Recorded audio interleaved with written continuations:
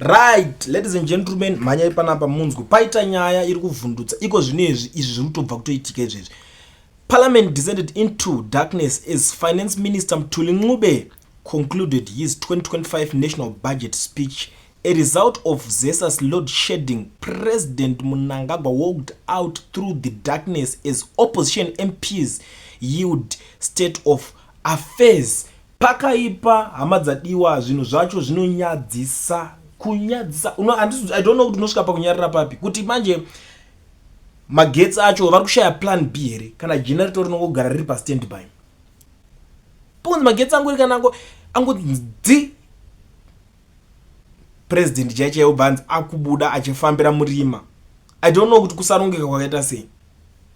And let me tell you something because nezvi Minister of Energy, I'm sure atori busy kunyora the apology letter izvezvi kuti sorry mukuru takazodai auzodzimika Magetsi zvinhu zvokuti unoima katonzi garai makati severa Magetsi kuti tichaita chakati ma programs aya vanenge vagara nawo parliament yodzimwa vese varipo iwo chitoti uri kutonga zvinhu zviri kutoendeka.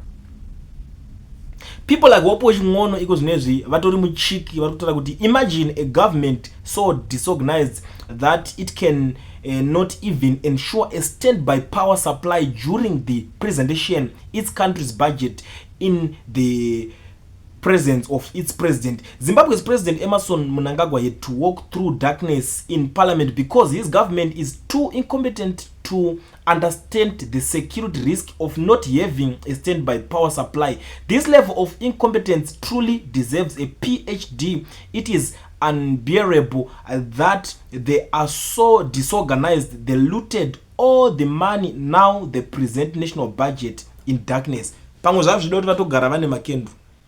Kozi mimi munoti president onza afamba nemurima kwa akaiswa chidina imomo. Akomana mzaito mafanizo akomana. Yeah. Ndo ma situation atosangana nemunhu wese ko zvinezvi vatoti wedo Magetsi ari kuti netsa magina zvinotaka zvitanga mafanizo vanhu vanofunga pamwe vanhu vari kunyeba vanhu vari kungorotomoka vanhu vari kungocomplainawo zvisina nebasa rese. I don't know kuti how many times vanachitaura kuti Fortune Chasi Chibabest ngaadzoke pabasa. Iye akatobuda akatata inangu zvichemo zvenyinda zvinzwa and tinogara tichitozivisana kuti munhu wese anofanira kuga ari ready kushandira nyika yake. Inini zvangu nditori ready zvamatotaura zvamuri kutocomplaina muchiti ndidzoke nditori ready. I don't know kuti why asiri kudzoswa pamwe vanenge vachida wavo kuti I don't know kuti zvine ma benefits api zvinonyatsozovapa kumana vacho zvinoita kuti vangotadza ngonzi shamwari zvinhu izvi zvokuti kana kuti uri mufeso wangu rani timboisa paside zvazvo zvenyika zvazvo zvebasa izvi uri kutadza chibasa ichi. This is Zimbabwe. Ndo zvinhu zviri kutoitika every day munoya muchijamuka muri kungotaura zvakaleso muri kuramba muchingonongedzera ma problems. Atifaniri kutadza kunongedzera zvinhu zviri kuitika pese pari kubhaizika. Imagine kuti pari kunzi pari kutotarwa budget renyika budget vamwe vese hamuzivi budget zvinoreva chii. Iko zvinezvi zvinhu zvakawanda zvataurika pabudget vanhu vari kutorara nebhutsu mumagumbezi iko zvinezvi. This government is too broke zvokubroka zvokuchoboka zvaizvia to the extent yekutoti hapana pakuchitaurwa budget kuti pachoonekwa kuti what's the way forward pachionekwa kunzi saka mari dzacho vachadziraisa sei Magetsi vadzidzi uyai vanhu vanozviti veZANU-PF defender itinzwa. I don't know kuti imwe defender muchiti chii.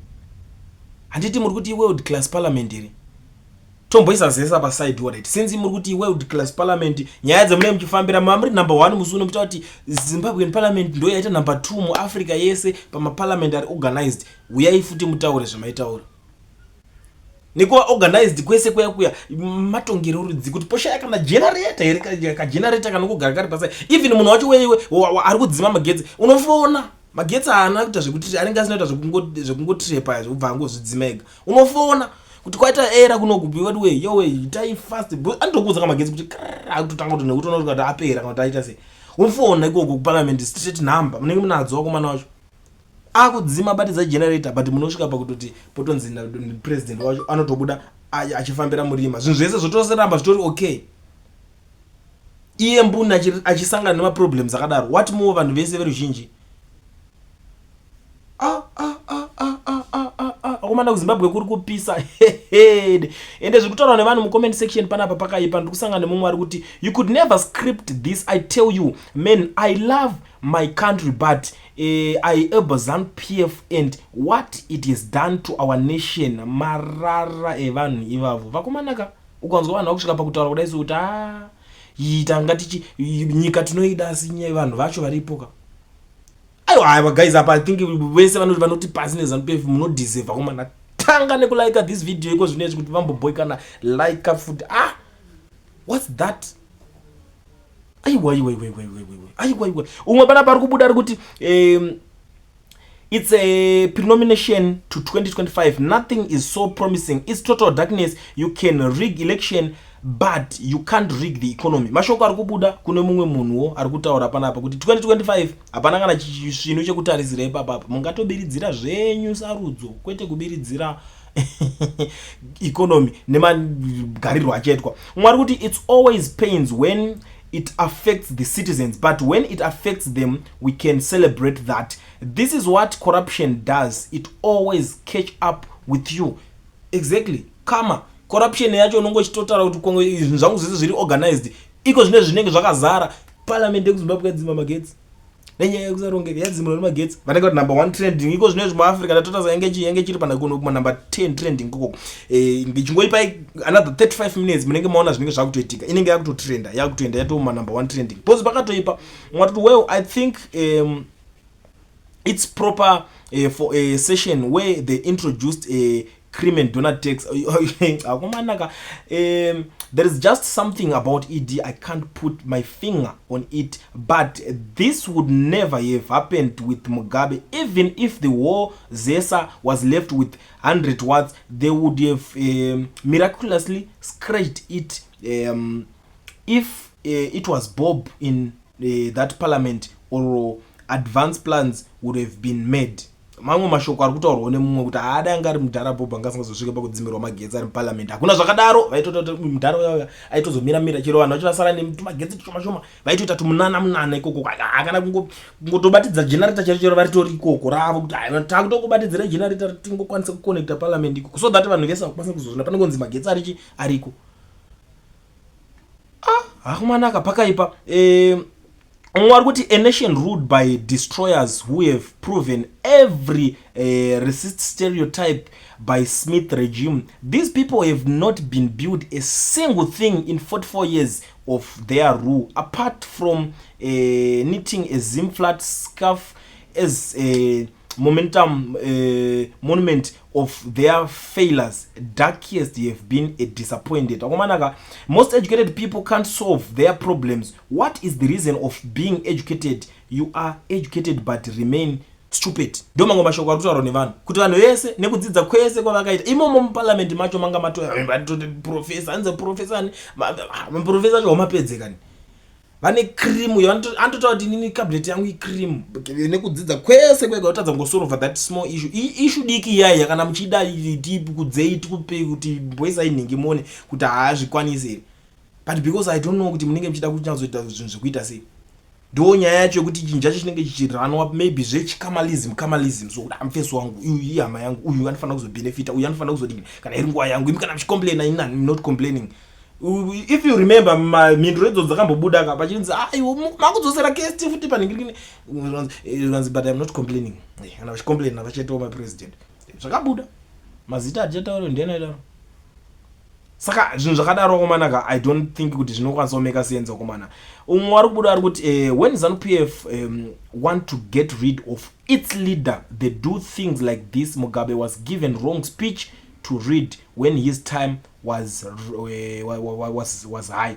Mamwe mashoko ari kubuda kuti vachasingachade mumwe wao ndo zvavanoita vanotanga kuita se kudzimirana Magetsi. Mugabe aitombopuwa speech dzisiridzo kuti averenge. I don't know how far true this Mugabe aikonongosvika chirowa yemusoro makeka ona president aitonyorerwa speech ndo imwe problem yetotanga ipapo munhu anofanira kusvika achikirema zvinhu zviripo nyaya yekunyorerana mabepa iyoyo ndoimwe nyaya iri kunetsa.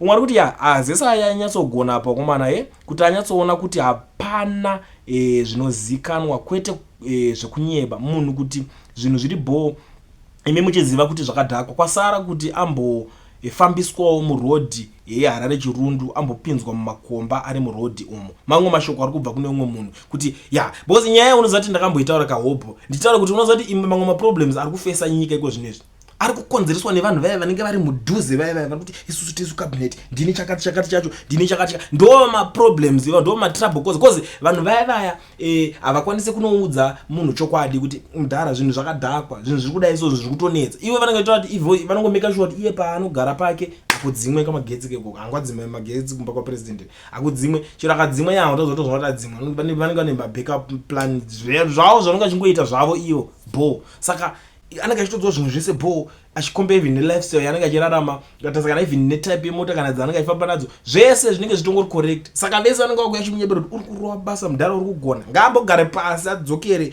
kuvanhu ega azvichadi kumboudzirwa izvi ega so zvekuti anzi mukazomuwanzira masinhikirikini anoita mastress imi stress yekuita sei ani ndombi ndiye munhu wacho anenge aripo kana basa racho riri stressful munhu anofanira kurisiya ndo nyaya iripo muri yeZimbabwe. I don't know kuti muri kuona sei. Tell me what you think in the comment section. Pari kupisa hazvina kutombomira mushe vakomanaka ainonzoyaona godzokera kuZimbabwe kuri kunakidza nhasi yay where are you watching me from guys? Tell me in the comment section muchindiudzawo kuti muri kuona sei nyaya yekudzimwa kwaparliament.